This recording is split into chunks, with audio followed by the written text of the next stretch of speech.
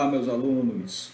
Vamos para a segunda parte do nosso assunto sobre o sistema de custeio. Bem, vamos iniciar com o custeio variável, né? Na aula passada nós vimos o custeio histórico, o custeio pré-determinado e o custeio por absorção. E agora nós vamos ver o custeio variável. Então, em razão de alguma divergências no método do sistema de custeio por absorção, surge o sistema de custeio variável, onde apenas os custos variáveis são aplicados aos produtos e os custos fixos são lançados diretamente ao resultado como se fossem despesas. Esse sistema também é conhecido como método de custeio direto. Os custos variáveis com base no custeio variável, só são alocados aos produtos os custos variáveis, ficando os fixos separados e considerados como despesas do período, indo diretamente para o resultado, para os estoques finais de produtos em elaboração ou em produtos acabados que somente vão os custos variáveis. Então, por isso que o nome já diz tudo, né? Custeio variável, onde apenas os custos variáveis daquele produto é que vai incluir no custo dele, enquanto os custos fixos eles vão ser colocados diretamente no resultado lá na frente, sendo como não vai ser como custo, vai ser como despesa. Então por isso que ele chama de custeio variável, porque apenas o custo variável é que é aplicado no produto, certo? Então o método de custeio direto ou variável atribui para cada custo uma classificação específica, na forma de custo fixo ou custo variável. O custo final do produto ou serviço será a soma desses dois, né? Dividido pela produção correspondente, sendo os custos fixos considerados diretamente no resultado do exercício. É como a gente viu no slide anterior, né? Então, gerencialmente, um método muito utilizado, mas por sua restrição fiscal e legal, a utilização implica na exigência de dois sistemas de custos. Então, para mim utilizar o sistema de custeio variável, devido ao que a restrição que ele tem, né, é necessário os outros dois sistemas de custos. Primeiro, o sistema de custo contábil, que é a observação integral, e uma sistemática de apuração paralela segregando-se, segundo os custos fixos e variáveis. Então, para me utilizar esse custeio variável, eu preciso desses outros dois subsistemas, certo? Qual a vantagem do custeio variável?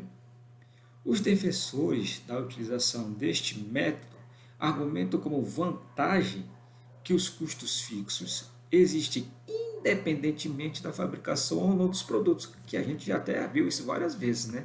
Os custos fixos independem da produção, não, ele sempre vai ser aquele valor e pronto. Os custos fixos podem ser vistos como encargos necessários para que a empresa tenha condições de produzir, e não como encargo de um produto específico. Os custos são distribuídos aos produtos por rateio, que contém maior ou menor grau de arbitrariedade. Todavia, para a tomada de decisão, o rateio, por melhores que sejam os critérios, podem fazer um produto não rentável, e é claro, isto não é correto, tá? É uma das vantagens, mas no final ele dá ali uma contrapartida ali, né, como se fosse uma desvantagem em relação ao custeio variável. Ainda em relação às vantagens, Padovese ele descreve lá que os custos dos produtos são mensuráveis objetivamente, pois não sofrerão processos arbitrários ou subjetivos de distribuição dos custos comuns, porque eles utilizam realmente os custos diretos do produto. Ele não vai pegar os custos fixos e ratear entre eles, né? Eles querem saber o real valor do custo de cada produto. O lucro líquido não é afetado por mudanças de aumento ou diminuição dos inventários, utilizando esse sistema de custeio.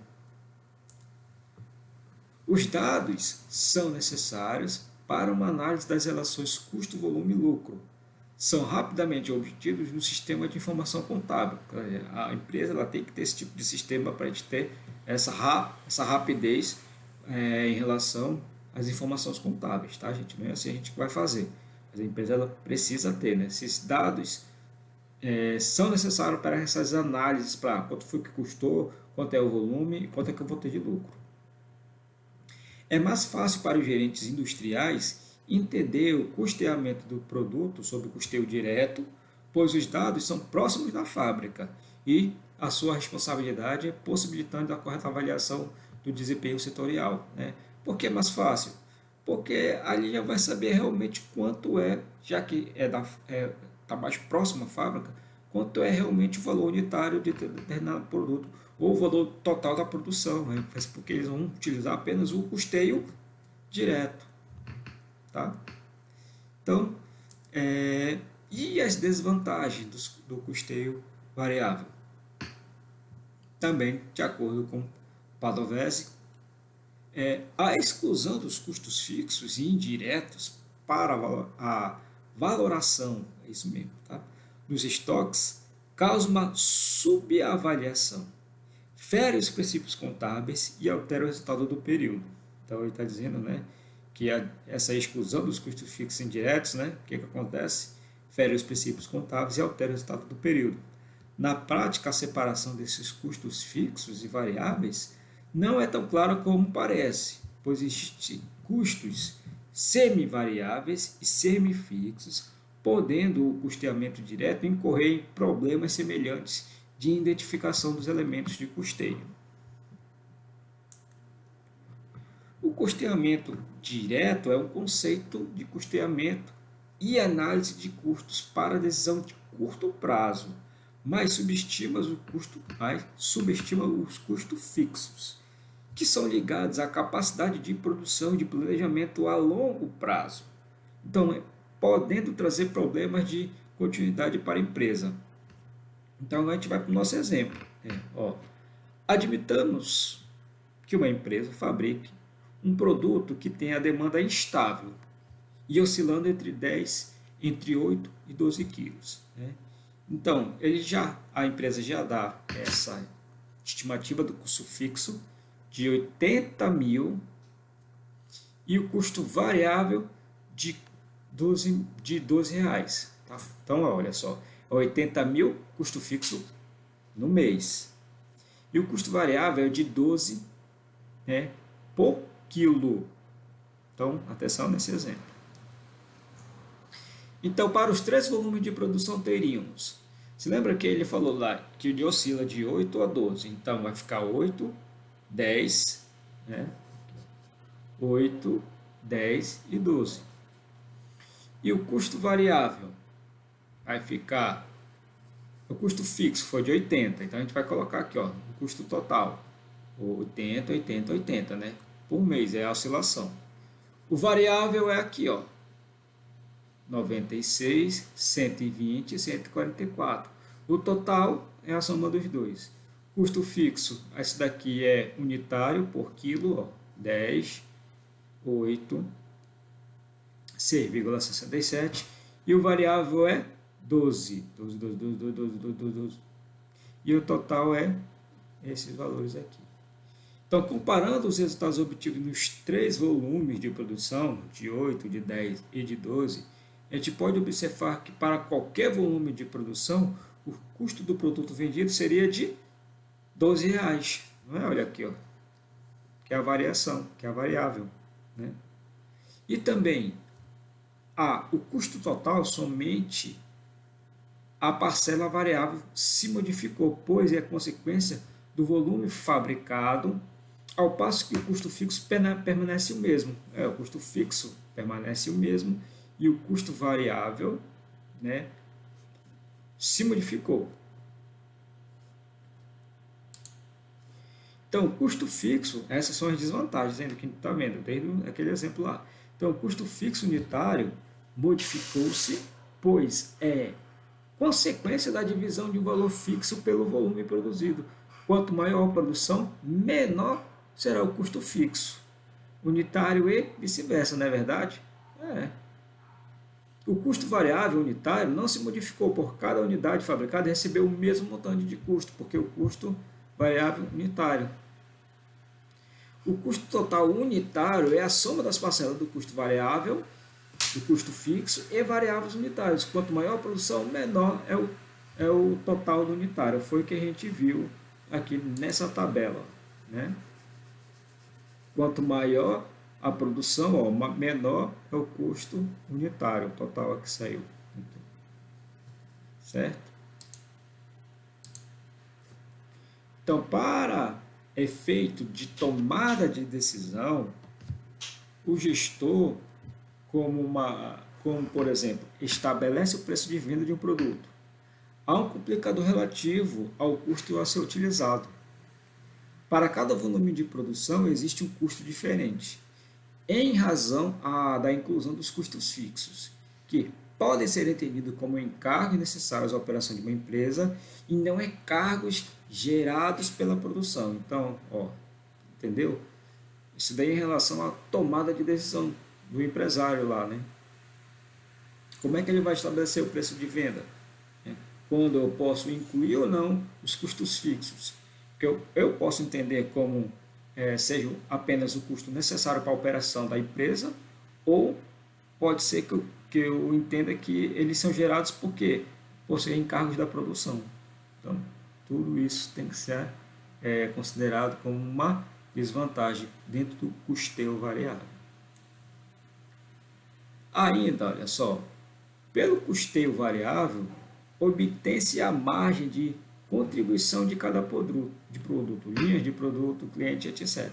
O que possibilita os gerentes utilizá-la como ferramenta auxiliar no processo decisório, que inclui ações como, primeiro, identificar os produtos que mais contribuem para a lucratividade da empresa, determinar os produtos que podem ter suas vendas incentivadas ou produzidas e aquelas que podem ser excluídas da linha de produção, definir o preço dos produtos, né, em condições especiais, por exemplo, para comprar eventual capacidade ociosa, decidir entre comprar e fabricar, determinar o nível mínimo de atividade para que o negócio passe a ser rentável, definir em uma negociação com o cliente o limite de desconto permitido, identificar os produtos mais rentáveis na ocorrência de fatores que limitem a produção, que são os gargalos, permitindo o uso mais racional desses fatores. E chegando já perto do final da nossa aula, a gente vai fazer uma comparação entre o custeio por absorção e o custeio variável. Se no determinado período for vendido toda a produção acabada, o lucro bruto por este método será maior do que apurado pelo método de custeio por absorção. A gente está falando do custeio variável. Devido a apropriar apenas os custos variáveis.